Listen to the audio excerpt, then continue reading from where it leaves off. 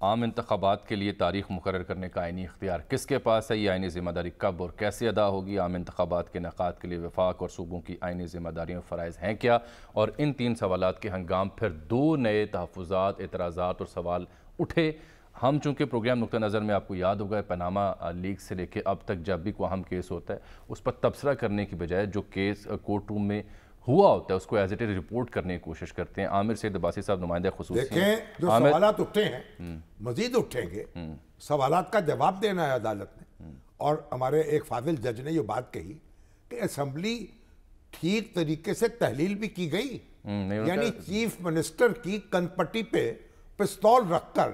Assembly تحلیل کرا لی گئی۔ اس میں بڑا دلچسپ نکتہ ہے، پروفیسر اللہ صاحب تو برملا کہا کرتے تھے۔ چلیے عامر آپ اب یہ عدالت طے کرے گی کہ آزادانہ مرضی سے تحلیل نہیں ہوئی، فرض کرے تو اس لیے ایک منصور علی شاہ صاحب نے کہا کہ کیا پھر ہم اسمبلی بحال بھی کر سکتے ہیں اور اس سے کیا کرائسس ختم ہو جائے گا۔ چلیے عامر سید عباسی صاحب اور جناب سعد رسول صاحب ماہر قانون ہیں، دونوں کو زحمت دی، آپ کو خوش آمدید کہتے ہیں۔ شامی صاحب نے بہت عمدہ طریقے سے جو اس کے بنیادی نقائص اور اعتراضات ہیں ان کو ایڈریس کیا۔ عامر 3 سوالوں پہ غور کرنے کے لیے بینچ بیٹھا، نئے سوال سامنے آ جائے، مختصر ذرا رودات سنائے نا، کیا دیکھا اور کیا سنا آپ نے؟ جی جامی صاحب، آج chief justice of Pakistan justice Umar Ata Bandial کی سربراہی میں 9 رکنی بینچ نے جب سماعت شروع کی تو chief justice of Pakistan justice Umar Ata Bandial نے یہ کہا کہ ہمارے سامنے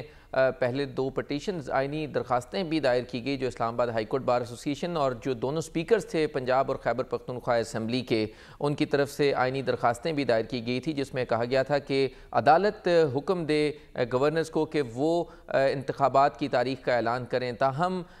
چیف جسٹس نے یہ کہا کہ لیکن 20 فروری کو نئی ڈیولپمنٹ اس وقت ہوئی جب صدر پاکستان کی طرف سے تاریخ دے دی گئی اور اس کو بہت سے لوگوں نے کہا کہ وہ آئین کے مطابق ہے اور کچھ لوگوں نے کہا کہ وہ آئین کے مطابق نہیں ہے۔ تو انہوں نے کہا کہ یہ ایک ایسا آئینی بحران تھا جس کے لیے پھر کیونکہ ایک نئی ڈیولپمنٹ تھی اور اس سے پہلے اس سوال کو ایڈریس نہیں کیا گیا، لہٰذا انہوں نے کہا کہ سپریم کورٹ کو از خود نوٹس لینا پڑا۔ اور اسی سوال کے جواب کے لیے انہوں نے 3 پھر کوسچنز فریم کیے اپنے آرڈر میں، انہوں نے کہا کہ ہم نے یہ کیے تھے۔ اسی دوران جو جسٹس جمال مندوخیل ہیں انہوں نے کہا کہ میں کچھ بات کرنا چاہتا ہوں۔ انہوں نے کہا کہ مجھے اس از خود نوٹس پر اعتراض ہے۔ انہوں نے کہا کہ میں نے ایک نوٹ تحریر کیا ہے، میں وہ عدالت میں پڑھنا چاہتا ہوں، جس پر چیف جسٹس نے انہیں اجازت دی۔ اس کے بعد انہوں نے وہ نوٹ پڑھ کر سنایا اور یہ کہا کہ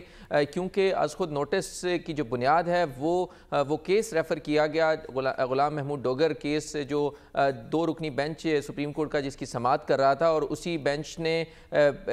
کیس کی سماعت کے دوران ہی چیف الیکشن کمشنر کو بلایا۔ اس کے بعد انہوں نے پنجاب کے انتخابات کے معاملے کو ٹیک اپ کر لیا اور پھر اس کے بعد انہوں نے یہ معاملہ چیف جسٹس کو بھیج دیا کہ وہ از خود نوٹس لیں۔ تو انہوں نے یہ بھی کہا کہ آڈیو لیکس بھی آئیں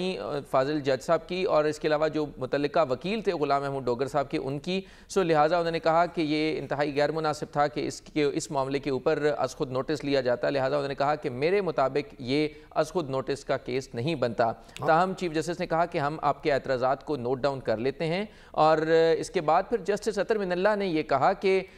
اس پر میں بھی کچھ بات کرنا چاہتا ہوں، جس پر چیف جسٹس نے انہیں اجازت دی۔ جسٹس اطہر من اللہ نے کہا کہ سب سے پہلے یہ دیکھنا ہوگا کہ جو اسمبلی ہے کیا اس کی تحلیل درست بھی ہوئی تھی یا نہیں ہوئی تھی۔ اس موقع پر جسٹس منصور علی شاہ نے یہ کہا کہ کیا کسی کی ڈکٹیشن کے اوپر اسمبلی تحلیل ہو بھی سکتی ہے یا نہیں، یہ بھی ایک اہم آئینی نکتہ ہے، جس پر چیف جسٹس نے کہا کہ ہم ان تمام سوالات کو بھی اس جو از خود نوٹس کیس ہے اس میں فریم کریں گے۔ اور اس کے بعد انہوں نے یہ کہا کہ اس وقت ملک میں جو صورتحال ہے، انہوں نے کہا کہ اسمبلیز دونوں تحلیل ہو چکی ہیں، 6 ہفتے سے زائد کا وقت گزر چکا ہے، لیکن ابھی تک یہ طے نہیں ہوا کہ انتخابات کی تاریخ کس نے دینی ہے۔ تو انہوں نے کہا کہ آئین میں بڑا واضح ہے آرٹیکل 224 میں کہ اگر اسمبلی ڈیزالو ہوگی تو 90 روز کے اندر انتخابات کرانا جو ہے وہ آئینی ذمہ داری ہے۔ لہٰذا اس سوال کے جواب کے لیے بہت بہت شکریہ عامر، بہت شکریہ۔ صاحب آپ سن ہی رہے ہوں گے۔